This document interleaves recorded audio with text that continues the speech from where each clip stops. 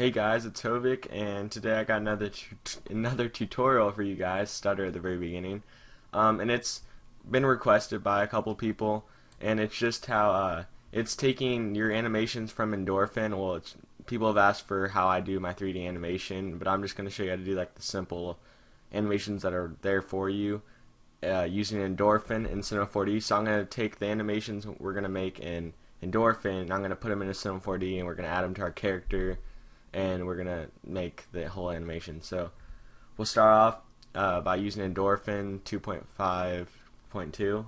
So if you don't have that, you need to get that. I'm just gonna open it up. Close that. Okay, for usually when you're like animating COD characters, you want to do a character 2. So I would go ahead and click on that and click delete, and go up to this little sign, and it's an add character sign. So you click add, and you want to do an audio motion 2 character because those work best with COD characters. But you can also use them with other type of characters, like in my evil edit I used a weird guy from Borderlands or whatever, and it still worked for him. So click OK.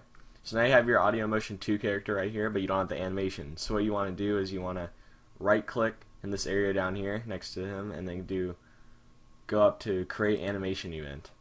Then you're going to go to your you're gonna have your audio motion. If it takes you to the Endorphin, you go to resources, and then you can go to animation, and then you go to audio motion 2 or 1. It doesn't matter. Even though you're using an audio motion 2 character, you can also go to the first one and use their animation. So we're just gonna do a walking thing for now. So we're gonna find walk, and we're gonna click it and click open.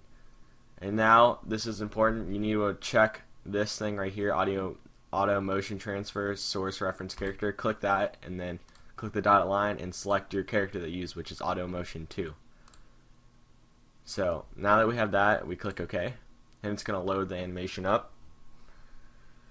Okay, so now we have the whole animation up here, but before it actually does anything, we have to simulate the event. So it pretty much, I don't know, I guess it's a way of rendering it out or whatever. So you click down here at this sign down here, it's called simulate. It's just going to simulate through the whole thing, and you're going to see the guy walking. And you can just stop it whenever you want, which is the same button. Now you can scroll through the thing with this button right here. You can just scroll through it, and you have your animation right here. So now what we can do, once we have that, we're pretty much done with Endorphin. Now we just need to export it into a file so we can open it up in Sim 4D. So we're going to go File, Export All. And the first thing we're going to do is go down to Save as Type, and we're going to change it to a BVH file. Now you can save it to wherever you want. You can save it to your desktop and call it Walk Animation or whatever you want. But I already have one saved on my desktop, so I'm just going to use that one. So you guys just choose a file name and click Save. Okay, so that's it for Endorphin, so I'm just going to go ahead and close that down. New. Okay, now we're going to open up our animation in Cinema 4D. So let me see, I have Endorphin animations. Wait, I need to, whoops. Okay, I need to open that up in a different, first here, I made a mistake. First you need to open up Cinema 4D.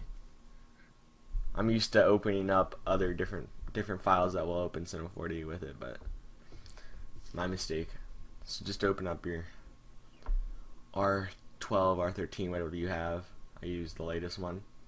Okay, now you have your Cinema 4D open, so you're going to want to open up your file. So you're going to do File Open, and that's just some textures I have. So you can go to Desktop, and you can go to find your animation or wherever you saved it to.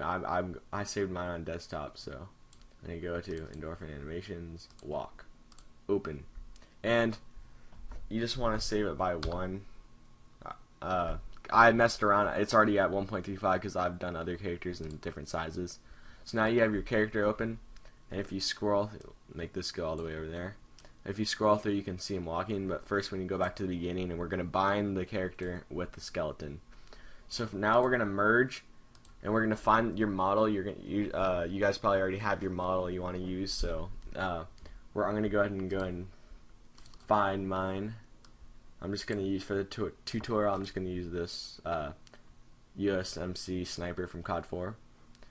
So now you see, if you render it out, it's all black, but I need to fix the texture, so let me go into load image, desktop, editing. I think I can just use these textures, it will work. Okay, I'm just gonna select, you just go in and select the texture you want, so I'm gonna click open, nope. Okay, and now go into here, and this one's gonna be called USMC Tactical Baseball Cap, so I'm gonna go ahead and load it and find the cap, which is right there. Click no, and then we're gonna go into here and click load image, and this one's gonna be called body, so we're gonna click load. This one will be called accessories, so we're gonna go ahead and load the image that's called accessories, which is right there. Okay, so now we have the whole character in here.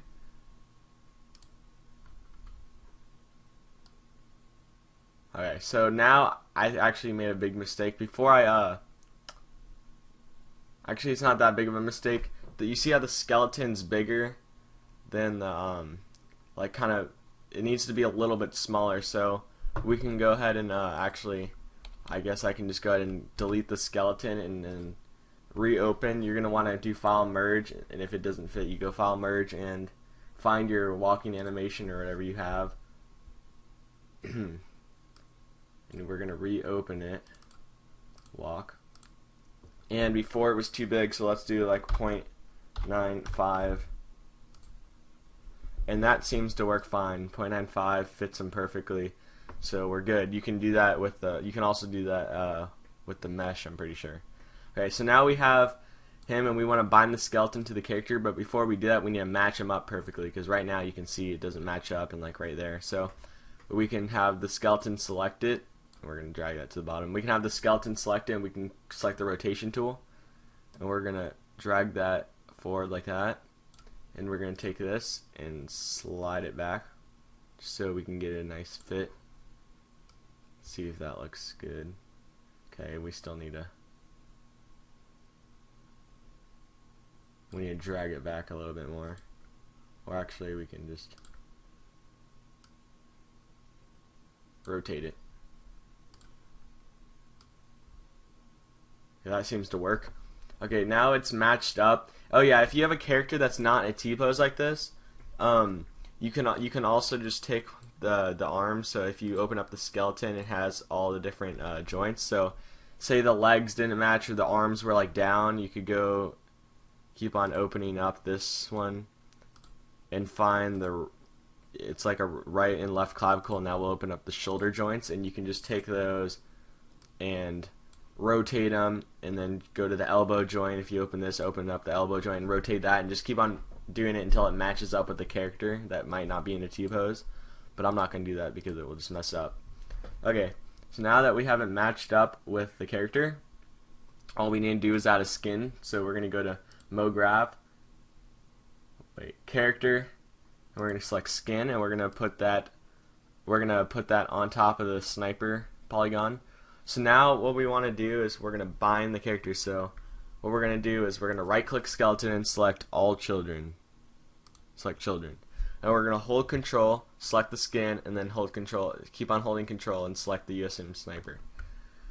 So now we're going to go up to character, and we're going to go to commands. It might be somewhere a little bit different for if you have R12, it might be down here or something, but just try to find it, and then you're going to go to commands, bind, and now they're jointed together. So when the skeleton moves in the animation, the character will too. So you see right here, he's moving. So that's pretty much it. Sometimes you'll get a little bit morphing, and then you can't really help that. You can keep on trying to move the joints around before you bind them, like to make it, I guess, not warp or morph, because sometimes, like you can see right here, some of his pouch stuff gets a little bit messed up. But another way I like to avoid that is sometimes when you have a model, instead of just having one layer of a polygon, you'll have a bunch of different layers of all different types of his a bunch of different types of, like, it will have a layer for his vest, a layer for his shoes or whatever, have a big list, And I like to delete the ones that are like maybe these magazine pouches, because those just usually cause problems with morphing and stuff, and warping and everything. So I like to delete those. And whenever you have just the ones you need, it will have like a lot of layers here. You just select them all and then right click and do connect plus delete, and that's how you do it if you get a model that has a bunch of different layers. So that's pretty much it. And you can also actually, I should probably show you how you can animate this onto a map or something. So okay, let's get a map in here. What am I doing? We can make a new material by double clicking down there and do load image. Whoops, I'm just messing up right now. Do load image, and I'm just gonna go and find maybe a thing still images, and I'll just, I guess, use one of these pictures. Okay, so now we can just click this and make a background, and then drag this texture onto the background. And now you see you have the background back there, and we'll change the dimensions by going into the settings, and we'll do 1280 by 720, and 30 frames per second is fine. And then you can also make it 0 to 200 or however long your animation is. Okay, so now we can just scroll back. This works if you have a 3D motion track cinematic too. You can merge that into the thing too whenever you're making your animation, but we're just going to use a still image. So we're just going to drag him to where we want him to be. And right now he doesn't have a shadow. He looks kind of like he's not actually in the thing. So we can fix this by either we can create a floor, and then hold Control, click on this texture from the background and drag it up, and then let go, and it will make the texture on the floor. But as you can see, it's darker than everything else, so you're going to right click the floor, go to Cinema 4D tags, and click compositing, and then click composite background and uncheck self shadowing. So now when you do it, everything's the same color. But now that's just the floor. Now if you want to make a shadow from like a sun or something, you can make a light, and you could just, I don't know, drag it where you want, and then you can go and click on the light and go into the shadow settings and click soft, and you can make the density whatever you want. Depends on, you just gotta keep on previewing it until it looks good. So right there you can see the shadow, and it doesn't look like his feet are touching, so sometimes the floor won't be touching his feet, so you can click down on your scrolling wheel on your mouse, and you can click that down, and you can go into a different view, and I like to go into the right view so we can see the floor. So right now the floor is way below his feet, so we can just drag that up so it's right on top of his feet, and we can, sometimes it's like at an angle, so let's scroll through it. Yeah, he walks kind of downwards, so we can take the floor, have the floor selected, and rotate it so we can just rotate it so it's right under his feet. So now we can just pull that down actually, and I'm not gonna mess with it. Like, I'm not gonna make it perfect. You guys can just mess with it and make it look good, so that his feet will be touching the ground and look more realistic. And if it's an inside shot, it won't actually have like a light in there, and so it's not gonna make a big shadow. You can also just go into your render settings and do effects, and then you can go to ambient occlusion and make the minimum, whoops, I don't know what I just did. You can make the minimum ray length like 10, you can make the contrast like 10, and it will make the character, not only the character look more realistic with more texturing on himself. Let's just take the light out. It'll make the character have more texturing on himself, as you can see, but it will also make right under his feet with the floor have like a little bit of shadow right there, you can see. So I don't know, it just makes it, when you're inside it's not going to have a big shadow, but when you put your feet on the ground it's also going to make a darker space under your feet, so that adds a little bit more realism to it. So that's pretty much it, guys. I hope you enjoyed.